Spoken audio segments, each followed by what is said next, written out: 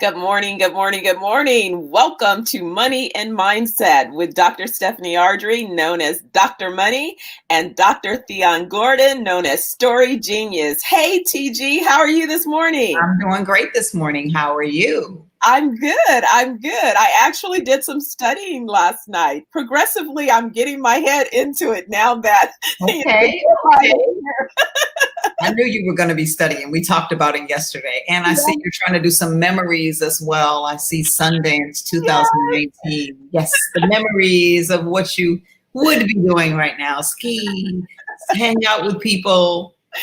Exactly, preparing for that idea. So this coming year it's canceled, but it looks like I'm going to do a finance workshop for a cohort of female filmmakers. So that'll be exciting. Nice. We'll do it virtually. Yeah. And then we'll prepare for the following year. That same year, mind you, that you have me doing feathers and paint. Yeah, that's right. That's going to be fun. Oh, you're going to have an exciting year. That's very, very exciting. So we have an exciting guest today and an outstanding topic. So, tell us more. We've been waiting to hear about this. What's happening? We've been talking about mindset and how mindset leads you into an abundance that you can't even. I'm sitting up here like, oh my gosh, she's trying to remember everything. Jamaica, Sundance. Sorry, I digress. We've been talking about mindset and how it leads you into an abundant lifestyle. And abundance, not just about financial money. I did worked on a show yesterday, and Bishop Noel Jones was on, and he talked about when the Bible speaks to money being the root of all evil, it didn't necessarily mean not to have money. It's that love of, it's that worshiping it. It's that, oh, this is the only thing that I need. That's not the mindset to have. The mindset is really about abundantly living out as fully as you can with your health is your best wealth. And our guest today, Khalila Bouchard, has an amazing story of overcoming. And to overcome anything, any obstacle, to get through anything, you have to be able to get your mindset into a place where you know you can do it. Khalila is from Canada, and that's where she lives. Khalila has been a speaker internationally. She has a platform, My Life is a Testimony, that shares all about the obstacles she's overcome and then helps other people to overcome the obstacles that they may be going through as well. I don't want to give everything away about her because she'll have an opportunity to tell you more about her life, but she lives with a condition with chronic pain, fibromyalgia. Invisible chronic pain. So a lot of times you may see Khalila and think that everything is fine, but she could be in pain. And that's something that she is dealing with, an overcomer attitude every single day. She does volunteer ministry all over the place, leader for worldwide general conferences in North America and Ontario. She won the 2016 Canadian Youth Ministries Appreciation Award, 2019. Ontario SDA Youth Ministries Appreciation Award. She has won the 2016 Canadian Women Role Model Award. She was a recipient of that. And I think the best thing to do is to bring Khalila on, and you'll get to meet her and understand why she's such an amazing woman and has got this mindset that allows her to manifest all the things that she desires in life while living with a condition that many would say should stop her. So I would love to bring Khalila on. Well, let's do it. So Khalila, thanks for having me, ladies. It is, I'm so thankful that you brought me on. Thank you for the opportunity. Of course. So, do I just tell you guys a little bit about me? No, I muted myself. I'm going to ask everybody to mute themselves because we have an echo and one person's talking to us mute. So, Khalila, I want to ask you a question. If you can just mute really quick. Sorry about that. The echo is going crazy. I'm not sure what's going on with StreamYard this morning, but Khalila, we just told everybody who you were, and what I'd like for you to do is just share with us a little bit about who you are and the obstacles that you've had to overcome? Like what does it take to have a mindset of overcoming obstacles? Share a little bit about that. Okay, so hi everybody. So basically the reason why I have this platform called My Life is a Testimony is because you name it, I've been through it. I don't look like it, but it does. I grew up originally with a dysfunctional family. I've been in and out of foster care. I've gone through every type of abuse you could possibly think of. I've been unfortunately molested. I was raped, ended up getting pregnant from that. I was a high school dropout, and then I ended up getting my GED later on. I ended up having my apprenticeship in carpentry. I went to school for that. I later on became a child and youth worker. That's what we call it in Canada. It might be a child and youth care down here in the United States. I have stories. The list unfortunately goes on, and I have stories. And I got to a place where I just saw a lot of pain in the world. And I understand what pain looks like emotionally, physically, mentally, sexually, financially, spiritually. I know what pain looks like. And I figured, I started seeing when I was just having regular conversations with colleagues or people that I worked with, that what I was saying was helping them. And so, people really liked how I was putting things together. And sooner or later, after I had a slip and fall in 2007, and I was in a place where I had nothing, I couldn't do anything. I was at home. The only thing that I could do was speak. And a friend of mine who was a church colleague, we were just talking one day, and she invited me to speak to her girls group at her church, and My Life is a Testimony was formed. And I've grown through there. And then, as you mentioned, my chronic pain in 2017, I ended up having a car accident, and I was hit on the passenger side door. Funny enough, I ended up being diagnosed with fibromyalgia, being diagnosed with PNES, learning that I already had IBS, but learning that I had GERD and hiatus hernia. So not only is my outsides inflaming, but my insides are inflaming. And had to go through a lot.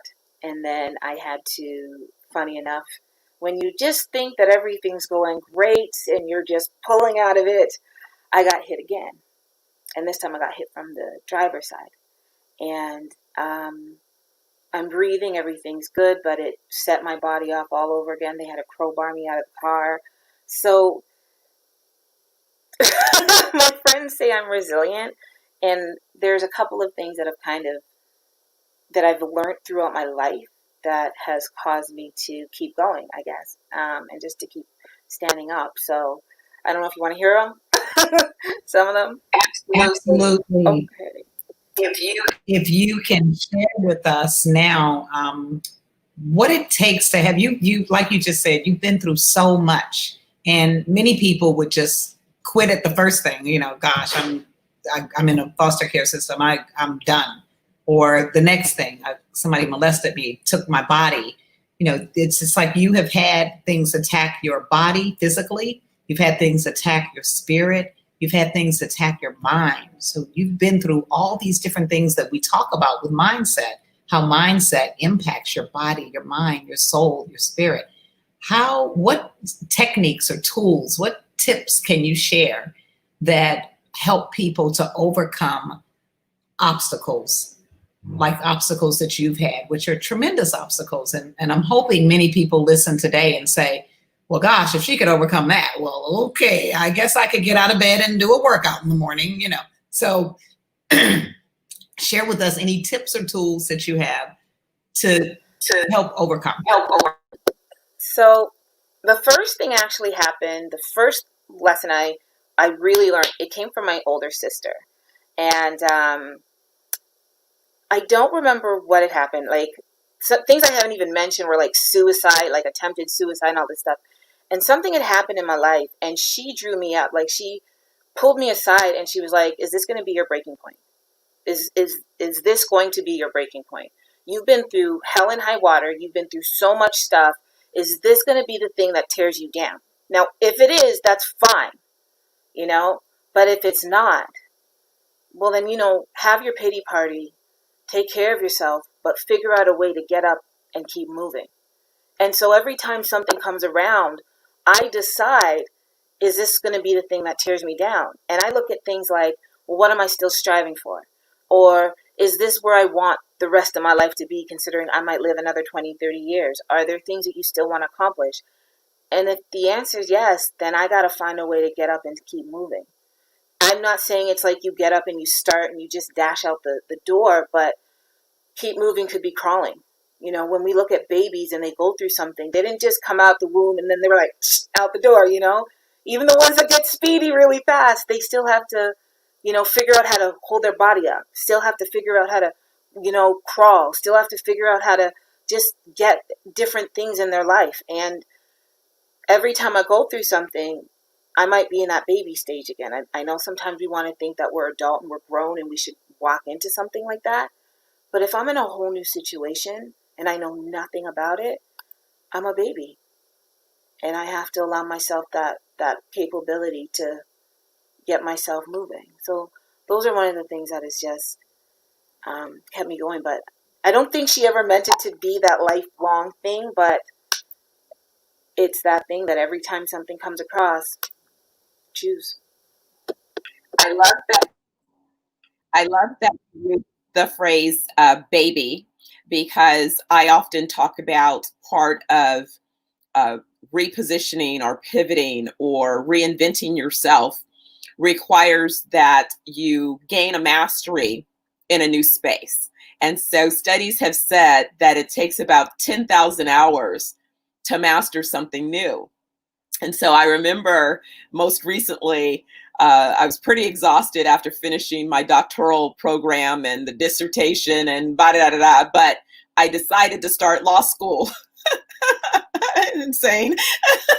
But I had to remind myself that it didn't matter that you're a doctor over here in business and finance, that if you're going to start law school, that means you go back to zero and you have to get that next 10,000 hours done. But it's really the same sort of methodology that I take on with anything in life. And so my question for you is, along this journey of reassessing, repositioning, and reinventing yourself to trigger your resilience, are there particular tools? There's some books that come to mind that I wish I would have grabbed. I'm going to actually grab a book that I share maybe during our next episode that comes to mind for me, but about kind of doing the work, because I also believe too that we don't directly believe that we attract things, but our energy fields operating at certain level put us in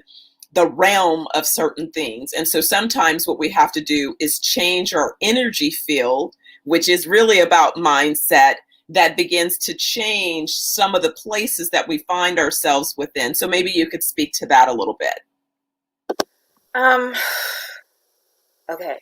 So I know it sounds crazy, and you can take this if you're religious, you can take it from a religious perspective. And if you're not, take it as an educational perspective. But my relationship with God is what has grown me through, I wasn't with him. I mean, I didn't know that he was with me, but there's this, my journey with him and truly understanding my relationship with him and what the word says is what has been that book. Like, if you're going to ask me what book to go to, I'm sorry, people, it's the Bible. It's in there. It tells you what you're made of. It tells you that you are, that you're royalty. It tells you that you have the ability to be anything. It tells you that you can love yourself. It tells you that you can get patience and you can have your desires fulfilled. It tells you that you'll have long suffering, but you'll grow through it. It tells you all of these things, all of the mindset stuff that you want to know, but it comes at different times. Like, you could read a book today, but then 5 years from now, you grow, and then when you read that book again, it's a whole new perspective because of what your life journey was. And so that is the book that I just keep going back to. So that would be it. It's also just really funny. One of the other things that I was telling Dr. Thyonne about was, like, because of the Bible and because I'm a nature girl. So I love nature. I love just the water. I love driving. And I started to realize that the everyday things of the world um, is telling us how to live our life. You know, like we don't think about it, but we sit down and we have vegetables, we have fruits, and there's seeds. And when you think about what that has to go through, you have to watch a seed go through, pop itself out of its shell, grow through the dirt, sprout out, get a leaf, still get burned, get water, get snow, get what all these other things, and keep growing and keep going through the different storms and seasons, and then still figure out a way to blossom and flourish something. And then we get to enjoy it, right? But if that's what that has to go through, why can't that be the same process that I have to go through? That gives me understanding of exactly what I need to go through each and every time. And even the things that we use in our life right now. I was saying things like your spoon, the computer that we're using right now, the fact that you're using, electricity. All of these things were not something that came along with one shot. There were thousands and hundreds of failures. And so it tells you that our lives, everything that we do through it, the cars that we drive, tell us that, inventors and, celebrities and different things like that, they've worked really hard to get where they are, but we see them still going through hardships. We still see them going through trials and tribulation. We still see them getting up and moving. We go to places like the movies and we will cheer for the whole storyline. We will go into and we'll watch our classic fairy tales. Things started off nice, then it got bad, then it got better. We already know the cycle. It's now applying that very same concept that we take in so many different aspects of our lives and apply it to us. Do you know what I'm saying? Give that person that chance. Instead of it just being that person or someone on the screen or, giving the chance in terms of, believing in someone that created something else. Believe in yourself. Believe in the things that you have in your mind. Not, when I say desires, it could be the simplest thing in terms of helping somebody. Could be like a God idea, a grand idea where it's like you want to build the first black movie theater. It could be anything. But the fact of the matter is you buy things that somebody else worked really hard to make happen. You put into other things that other people's dreams. Put into yours. Put into yours. You're no different than anybody else. That's a good point, because one of the things that and really, I'm ask you a question and sort of make a statement. This money and mindset was birthed out of Dr. Thyonne and I spending 2 months together in Jamaica. We've been friends for a long time, but we took a risk. She was going to Jamaica and I was desperate to get to anybody's island, and I love Jamaica. So I was like, please, can I go? Then I got there and didn't want to leave. They're like, just about, we're going to have to send a rescue crew to get you home because, we extended the stay. We started off with a month, then it was 6 weeks, then it was 2 months. And then I was like, in my spirit, I'm still not ready to go home. And so I'm like, I'm going to ask you to do something that sister girl code we don't do. Leave me here and you go home because I still need to stay a little bit longer. And even my son was like, how's she gonna leave you there? Our driver was like, are you sure you leaving Stephanie here? But it was so important because in my spirit, I knew I had to trust my gut and I knew I had to complete the healing. But what she really did was she said, well, I'm going to be your accountability partner. And I'm going to make sure that although you are remaining here, that you are going to be okay, because I'm going to check in with you daily. In fact, I'm going to check with you live. We're going to be live on Facebook every day. So I know, you won't be wilding out too much. You will be, presentable in some form or fashion. Don't tell the law school folks, but don't tell that part. But so as you've explained or described, you mentioned your sister. And then I'm wondering if you have a broader community of supporters or mentors or an accountability partner. How have those additional relationships either been part of your process or if you have not had some of those relationships. Why don't you speak to that? Before you speak to it, Kalila, can I say I am a good accountability partner, but when you leave somebody behind and then let's just say some genies come out of bottles out of nowhere. Somebody like dropped the genie bottle and I was able to stay in touch with her every day, but all I can be accountable for is what happened between 8 and 8:30. The rest of the day, I can't take responsibility for that. But please tell us about your mentorships and about the people in your life, your circle, as Dr. Money asked. You know, originally, I didn't think I had support. I didn't think I had family support. I didn't think I had support at all. Like, there's this place where your perception isn't really what is going on. But I will say for many, many years growing up, even into my, later adulthood, I didn't realize that the teachers that were in my school that put that little extra care were the ones that were advocating for me. They were really my support. The friends that let me stay over at their houses when I wasn't at home, they were my support. Now, support and good support, two different things, because, you can have somebody that, they give you the best that they can, and they love you through that. And I think that if we look at our lives, yeah, there are people that helped support me to keep me going, that believed in me. But now the kind of support that I have, because I've been trying to grow myself and the environment that I try to put myself in, when you want to be of a certain level, you have to get yourself there. I have two main mentors in my life. One is Pastor James Black, and I didn't even know who he was when I met him, but he's been such an influential youth director, now prayer director, all over North America, even worldwide. And his heart is for the youth and the young adults, and that's where my heart has been, because of understanding what the dynamics is, or understanding the stats when it comes to youth and their mindset and the suicide rates and the different rates of things that are going on.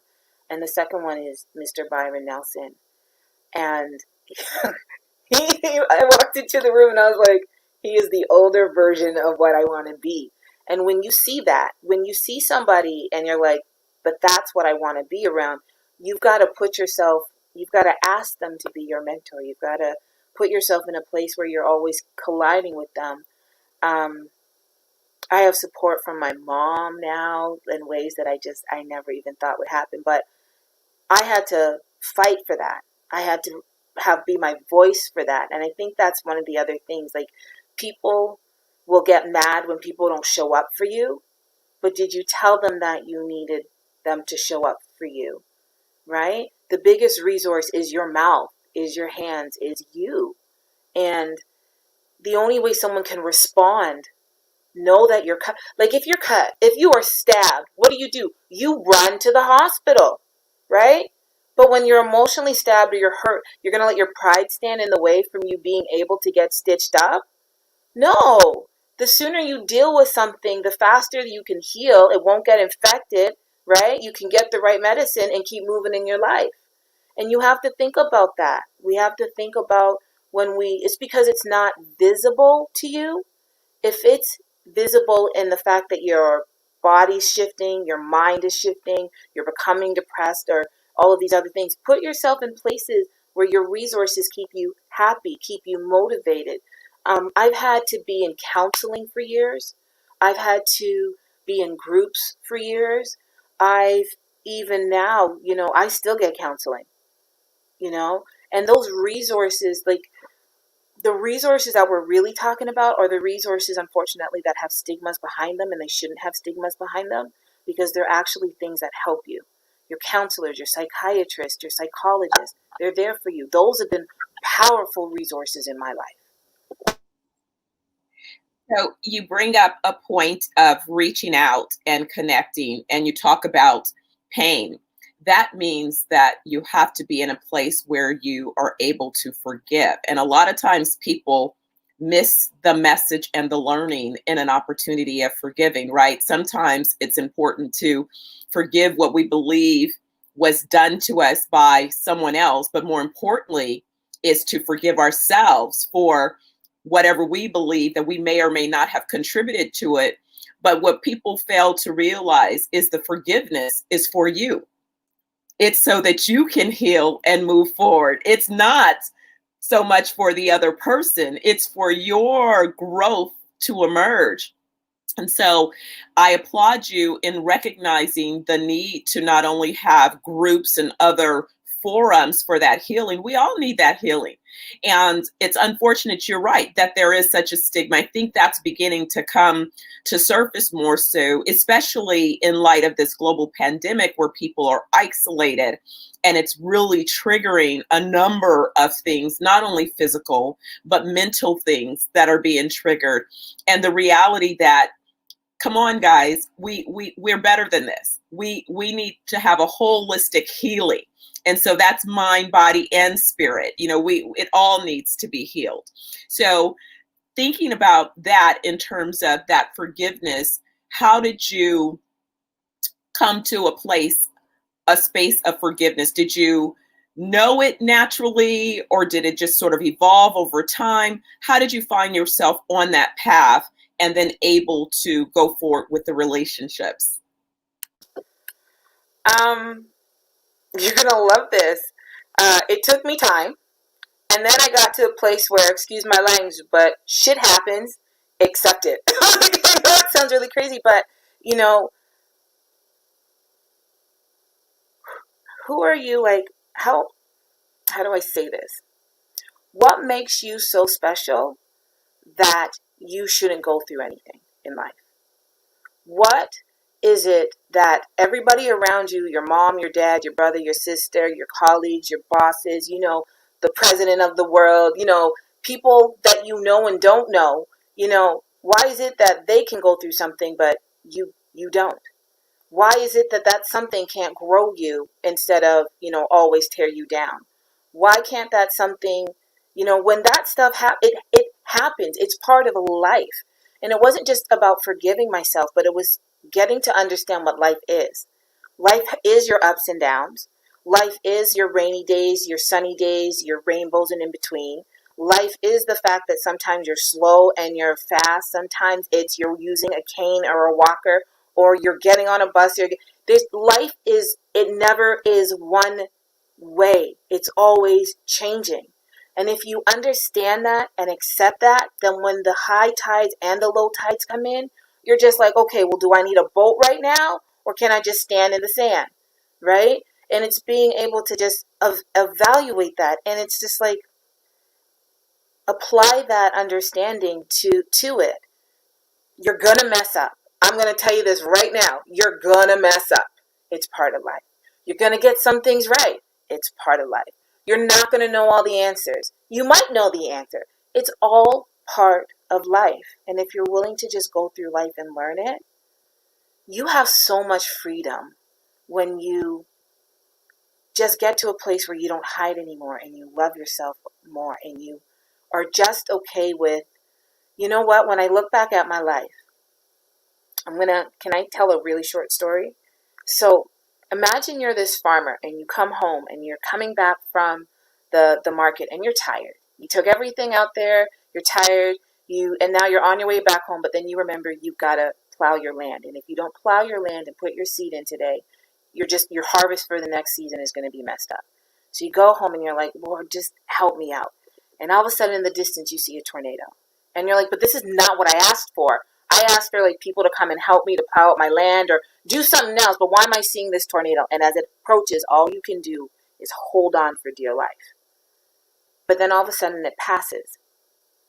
And you look around and all of the soil has been tilled. And you look around and the shrub in the corner that's been down there for like decades is somehow up and removed. And just things that There's blessings that you weren't expecting that landed on your plate anyways. And you're like, oh, look at that. I could use that. Hardships aren't always a bad thing. They challenge you to figure out how you're going to cope with stuff, how you're going to love yourself, how you're going to grow from it, how you're going to outreach and affect other people, how you're going to stand up for yourself or other people. What we deem to be a hardship is not always a negative thing. And so, like I said, when the high times come and we're jumping for joy and you're okay, but if the low times come and you're still like, what am I going to get out of this? And you're okay. That's what it's been easy. That's what it's made it easy for me. Like, you know, does that make sense? Right. Thank you so much for that, Kalila. This has been quite a blessing. And you answered a question I was going to ask, was sort of like, what, you know, have you ever said, why me? And I think you have said, why me? And then you said, why not me? You know, who am I to not be able to get the blessings out of a hardship? So I want to thank you for coming on the show today and for teaching us about this whole idea of overcoming obstacles and having the right mindset to overcome obstacles, which is so important. You talked to us about, first of all, just totally understanding where you are, that we're taking baby steps along the way. We have to start somewhere. Every time you have an obstacle, you're going to start somewhere. And these type of things happen. And to get through it, you got to understand, are you going to get through it, or is this your break point? Is this the place where you're just saying, I give up, I'm done, can't do it anymore, don't want to be here anymore? And really, really find out, is this the ground you really want to fall on? Is this where you want to have your sword, drop the sword and die? Come on. You know, can you make it through another day? So keep on moving, even though you're taking baby steps. And in order to do that, you got to connect with something. And that connection for you is God. That connection for me is God. I know that connection for Dr. Money is God. Find a way to connect. Nature is a wonderful way of connecting. Dreaming big in nature, because we're connected to nature and growing like that seed you talked about.